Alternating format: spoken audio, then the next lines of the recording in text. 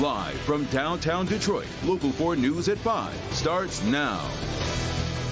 And we'll begin here at 5 with what prosecutors are calling a horrifying case of domestic abuse that later turned into a murder-for-hire plot that left a Detroit woman dead.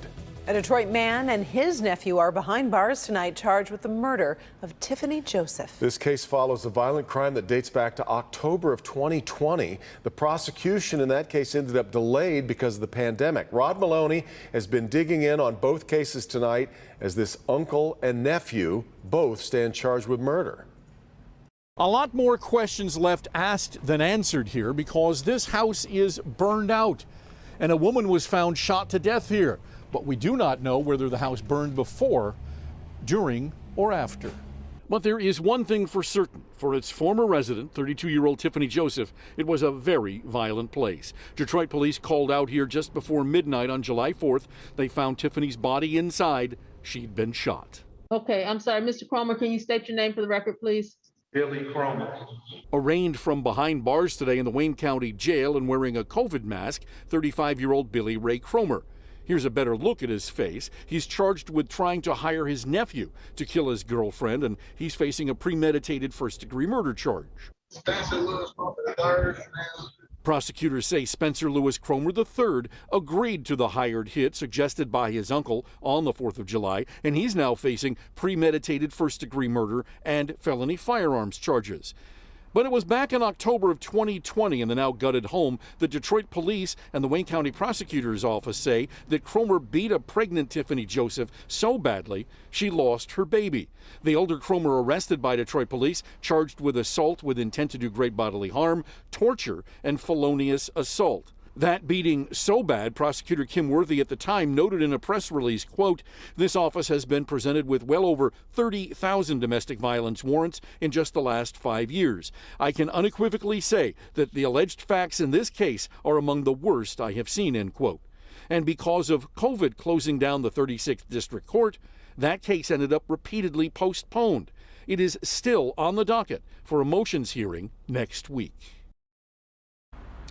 And there is a pretrial scheduled for August 5th in the domestic violence case. And so far, there is no indication that that case won't proceed, even though the victim in the case has now passed. Back to you. What a case, Rod. So what about the murder cases, though? When do the defendants return to court? Well, interesting you asked, Devin, because on August 5th, there's also going to be a probable cause hearing for the elder Cromer in this case. And also, there is another preliminary examination a week later where we were likely to get still more background on what happened in the murder case. Yeah. All right, Rod. Well, we are getting an update on President Biden's condition after being diagnosed with COVID-19. Late this afternoon, the president hopped onto a virtual meeting about gas prices. Doctors say the president had a fever of 99.4 degrees last night, took some Tylenol. His temperature is now reportedly back to normal. But today, the president is dealing with a runny nose, fatigue, and a cough. He continues taking the antiviral drug Paxlovid. I spoke to the president over FaceTime this afternoon. I asked him if he had a message for the American people. The president said he's still putting in 8+ hours of work a day, and that he wants to remind Americans to get vaccinated because, in his own words, it matters. President will remain isolated at the White House for 5 days or until he tests negative for COVID. Now, breaking news as a jury finds former Trump White House senior advisor Steve Bannon guilty of criminal contempt of Congress. That for defying a subpoena from the House January 6 committee. Bannon refused to appear for a deposition, declined to provide documents in response to the committee's subpoena. 68-year-old Steve Bannon faces up to 2 years in federal prison. When he's sentenced, each count would carry a minimum sentence of 30 days in jail. Now to the weekend forecast. It's going to be a hot one as we take a live look at the Ann Arbor Art Fair. And the heat isn't the only thing we'll be dealing with. There are multiple rounds of rain and storms in the forecast. I always think about the artists having to rush to get everything covered up when the rain comes along. Hey, Brett. Yeah, we're going to have to dodge a few drops throughout the weekend. Not going to be an all-weekend washout type event, but each day, a couple of showers, maybe a few thunderstorms. In the meantime, really nice this evening. Yes, it is hot, upper 80s to near 90.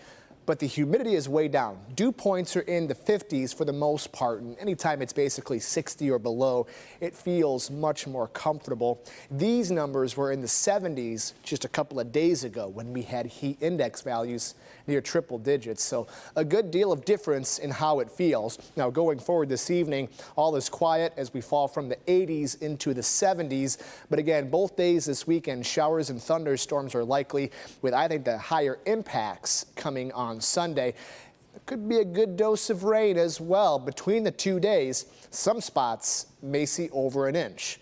We'll dive further into how much rain you can expect and the severe threats coming up in just a bit. Today, the accused in the Oxford school shooting appeared before a judge over video link from the Oakland County Jail. He's accused of killing 4 students at Oxford High School last November. He's been in the adult lockup ever since. Today's hearing determined if he should stay there or be allowed to go to juvenile detention. Sean Lay is following today's hearing. Sean, this didn't last long. Good evening, Karen. It lasted about 2 minutes. That's all it took for a judge to decide to keep the accused shooter right where he is, the same jail where his parents are trying to get out of. So good morning, Mr. Crumbly. Can you hear us okay, sir? Yes, I can. And are you okay with proceeding via Zoom this morning? Yes, I do. The accused Oxford High School shooter making his monthly court appearance via Zoom from the Oakland County Jail. By law, this review must be held each and every month. Today's date and time set for a review hearing under the Juvenile Justice and Delinquency Prevention Act. As all counsel are aware, we are to conduct this hearing every 30 days as it relates to the defendant's placement in an adult facility, to wit, the Oakland County Jail. Prosecutors, the accused shooter's lawyers, are asked if there's any new evidence why he should remain in adult jail or be moved to a juvenile detention facility. During this review, all sides again agreeing that he will remain in the Oakland County Jail. This is where he has been given an iPad to continue his high school education by law. The accused parents, James and Jennifer Crumley, are being held in the same adult jail. They're accused of involuntary manslaughter. Prosecutors say they provided the gun used in the Oxford High School shooting. At a hearing just weeks ago, a judge in their case ruling that their son's journal entries like this one. I have access to the gun and ammo. I want to help, but my parents don't listen to me, so I can't get any help. I have zero help for my mental problems, and it's causing me to shoot up school. My parents won't listen to me about help for a therapist. Unquote. And thousands of their son's text messages are admissible as evidence in their trial. James and Jennifer Crumley now asking a court of appeals to toss their case, arguing in part the judge has made a mistake by allowing that evidence in. Back here live, we follow the accused shooter's monthly hearings very closely. The next one is set up for next month. We'll have the decision for you whether or not he stays put. At the same time, his trial has been pushed back to January of next year. Karen. All right, we appreciate it. Thank you, Sean. Last night's bombshell January 6th hearing garnering a lot of reaction in Washington and across America. Revelations of Donald Trump's conduct during the insurrection have some wondering what comes next. Susan McGinnis with the latest from Washington. Susan. Well, next steps for the January 6th committee, more hearings coming up in September. And one big question now, what are next steps for the Justice Department? When I started the White House. The January 6th committee concluding in its final summer hearing, Donald Trump was derelict in his duties when he refused to stop a mob from terrorizing the Capitol, a mob he incited. Keep pushing. We need strong, angry patriots. The evidence presented has all eyes turning to the Justice Department. I sure as hell hope that Merrick Garland has an open criminal investigation into Donald Trump. Some say proving guilt beyond a reasonable doubt is too steep a climb for prosecutors. Others say the law is clear. There is a federal criminal statute that criminalizes an insurrection as well as criminalizing inciting an insurrection. A conclusion reached after Trump made no attempt to call for help that day. You got an assault going on the Capitol of the United States of America. And there's nothing. No call, nothing. Gauging Americans' reaction, revealing the stark national divide. He incited the riot. I think that there are some charges that they could, that can stick on him. I don't think it's a big deal. I mean, a bunch of protesters march into the Capitol and take selfies. Striking many as a pivotal moment, the president taping an address to the nation the day after the attack. This election is now over. Congress has certified the results. I don't want to say the election's over. A president refusing to admit his loss, an assertion that persists to this day. A new poll finds about half of Americans surveyed think Donald Trump should face criminal charges for his role in the insurrection, and about a quarter think he will. In Washington, Susan McGinnis, Local 4. All right, well, tonight, your life could perhaps change forever. The next drawing of the Mega Millions jackpot.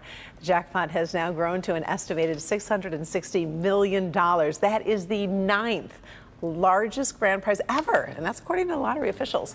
Now, the odds of winning the Mega Millions jackpot are 1 in nearly 302 million, but there's a chance. There is still time to buy your ticket, and of course, we will have winning numbers tonight right here on Local 4 News at 11. There are some who will hope that no one wins because then it keeps getting bigger. Rolls on over. Keeps going and going.